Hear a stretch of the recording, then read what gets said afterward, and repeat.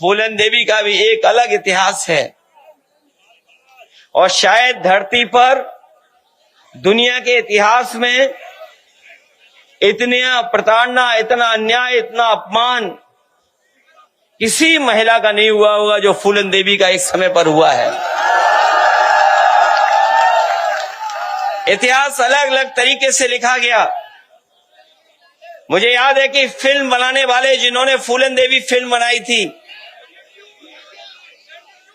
जो फिल्म बनाई थी बैंडिट क्वीन, एक बहुत बड़े डायरेक्टर हैं, वो हमें एक हवाई जहाज में टकरा गए थे। उस समय हमारे साथ हमारे अंकल भी थे। वो एक लंबी यात्रा थी। उन्होंने उस फिल्म के बारे में जिक्र किया और पूछा कि ये बताओ, जब फिल्म अंत हो रही है, बात खत्म हो रही है, तो आपने नेताजी और समाजवादियों का नाम क्यों नहीं लिखा? जिन लोगों ने फिल्म देखी होगी, अगर यूट्यूब, नेटफ्लिक्स, तमाम प्लेटफॉर्म हैं, और आखिरी में यही आता है कि एक पिछड़ी जाति की सरकार आई, उसने फूलन देवी पर मुकदमे वापस लिए, और न केवल मुकदमे वापस लिए बल्कि छुड़वाया। और हमें खुशी इस बात की कि नेताजी ने उनके साथ जो व्यवहार हुआ, जो अपमान हुआ था, उसको सम्मान बदलने के लिए नेताजी ने और समाजवादी पार्टी ने लोकसभा में पहुंचाने का काम किया। कोरोना पे जो हमें कहते थे वैक्सीन वैक्सीन, बताओ अब हार्ट अटैक हो रहे हैं ज्यादा कि नहीं हो रहे हैं? न केवल हार्ट अटैक बढ़ गए हैं, बल्कि सुनने में आ रहा है कैंसर भी बहुत बढ़ता चला जा रहा है। बड़े पैमाने पे कैंसर हो गया है। नेताजी और हम लोगों ने कैंसर का अस्पताल बनवाया था लखनऊ में, 1000 करोड़ का। और वो इसलिए बनवाया था समाजवादी पार्टी ने कि अगर वो अस्पताल बन जाएगा तो हमारे गरीब को अगर इलाज की जरूरत पड़ेगी तो गरीब आएगा और उसको फ्री इलाज मिलेगा, एक भी पैसा नहीं देना पड़ेगा। ये इंतजाम समाजवादी पार्टी कर रही थी। बाबा साहेब भीमराव अंबेडकर जी की प्रतिमा लगा करके न केवल हम लोगों को बल्कि पूरे पीडीए परिवार को एक प्रकाश स्तंभ की तरह हम लोगों को चलने का मौका दिया है। और हम आपको भरोसा दिलाते हैं कि बाबा साहब भीमराव अंबेडकर जी ने जो सपना देखा था और जिस संविधान को हमें और आपको दिया है, आज के दिन हम सब पीडीए परिवार के लोग ये संकल्प लेते हैं कि कोई कितना भी साहसी हो जाए, ताकतवर बन जाए, कितना भी तानाशाह हो जाए, लेकिन बाबा साहब भीमराव अंबेडकर जी का संविधान हम लोग बदलने नहीं देंगे। और इस संविधान के प्रति हम लोग ईमानदारी से खड़े होकर के अपने वोट का अधिकार हमेशा इस्तेमाल करेंगे। अंग्रेज जाने के बाद न केवल हमारा देश आजाद हुआ, बल्कि बाबा साहब भीमराव अंबेडकर जी ने हमें दुनिया का सबसे अच्छा संविधान दिया। और संविधान देने के साथ साथ उन्होंने हमें और आपको अधिकार दिलाने का काम किया है। और वो अधिकार जो हमें संविधान से मिले हैं, हम और आप लोग देखते हैं कि कभी कभी हमारे अधिकारों को छीनने का काम करते हैं। हमारे अधिकारों की कोई परवाह नहीं कर रहा है। पिछले चुनाव में जिस समय समाजवादियों ने पीडीए परिवार का नारा दिया और नारे के साथ साथ हम लोगों ने संविधान बचाने का संकल्प लिया, और उसका परिणाम ये हुआ कि न केवल भारतीय जनता पार्टी उत्तर प्रदेश में हारी है, बल्कि उत्तर प्रदेश में सबसे ज्यादा सीटें लोकसभा में जीतने वाली समाजवादी पार्टी बन गई।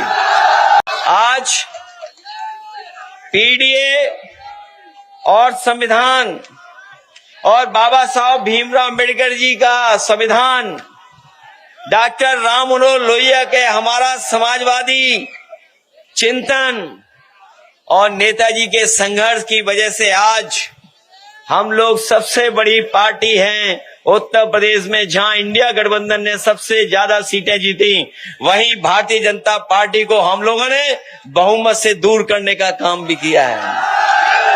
वो संविधान इसलिए भी बनाने में कामयाब हुए क्योंकि उन्होंने जीवन भर भेदभाव देखा था, बचपन से लेकर के, और पूरी उम्र उन्होंने भेदभाव देखा। उनके बारे में जिन्होंने पढ़ा होगा वो जानते होंगे कि जब स्कूल की कक्षा में जाते थे उस समय भी उन्हें भेदभाव का सामना करना पड़ता था। अगर तालाब जहां पर जानवर पानी पी सकते थे वहां पर भी पानी अलाउ नहीं था, लेने नहीं जा सकते थे। इतना बड़ा भेदभाव था। और पढ़ाई से लेकर के समाज में और जगह भी उन्हें हर तरह का भेदभाव का सामना करना पड़ा। वो जो हजारों साल पुरानी बुराई जो हमारे समाज में है, याद रखना साथियों, आज भी खत्म नहीं हुई है। और इसलिए खत्म नहीं हुई है क्योंकि बुराई को बढ़ाने वाले लोग आज भी समाज में हैं।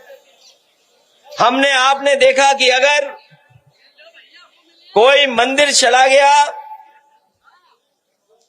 तो मंदिर में जाने की आपको इजाजत नहीं थी।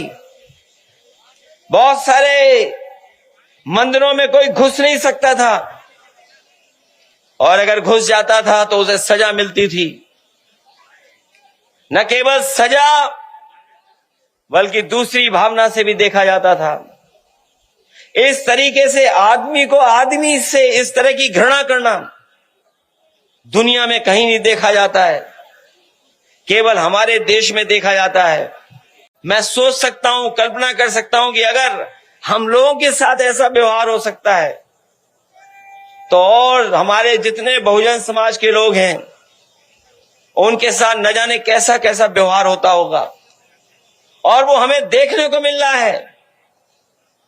हमारा आरक्षण छीना जा रहा है, हम लोगों को कहीं आगे बढ़ने का मौका नहीं दिया रहा है, सरकारी स्कूल बंद किए जा रहे हैं, संस्थाओं में अपने लोग बैठा करके अपने लोगों का अपॉइंटमेंट किया जा रहा है। ये संविधान हमारे लिए बुनियाद है, बुनियाद। ये बुनियाद है हमारे लिए जो बाबा साहब भीमराव अम्बेडकर जी ने दिया। ये संविधान हमारे लिए कर्म ग्रंथ है। ये जो लोग अपने मन विधान से चलाना चाहते हैं, मन विधान से चलाना चाहते हैं, उन्हें हम लोग कहना चाहते हैं कि ये देश बाबा साहब भीमराव अम्बेडकर जी के संविधान से चलेगा। उसके लिए हम लोग संकल्प ले रहे हैं। अगर कोई हमारे रामजी राज सुमन जी या किसी भी कार्यकर्ता का अपमान करेगा तो हम लोग भी समाजवादी लोग उसके साथ खड़े दिखाई देंगे, उसकी सम्मान की लड़ाई लड़ने का काम करेंगे। और ये सेना वेना सब नकली है, याद रखना। हिटलर ने भी बनाई थी एक ट्रूपर। हिटलर अपने समय पर एक फौज रखता था, अपने कार्यकर्ताओं को पुलिस की वर्दी पहना देता था, फौज की वर्दी पहनाता था, फिर अपने विरोधी लोगों को पिटवाता था। उसका नाम था ट्रूपर्स, कहा करते थे उसे। ये बीजेपी वालों की ये ट्रूपर है, ये जो सेना दिखाई दे रही है, ये कोई सेना वेना नहीं है, सब बीजेपी वाले लोग हैं। इसलिए बाबा साहब भीमराव अम्बेडकर जी को याद करते हुए हमें पूरा भरोसा है कि आप सब लोग मिलकर के हमारे पीडीए परिवार को बढ़ाने का काम करेंगे। पीडीए से जुड़ करके हम लोग 90% आबादी जो है, 90% आबादी है, उसको साथ लेकर के चलने का काम करेंगे, जिससे भारतीय जनता पार्टी का हम लोग मुकाबला कर सके।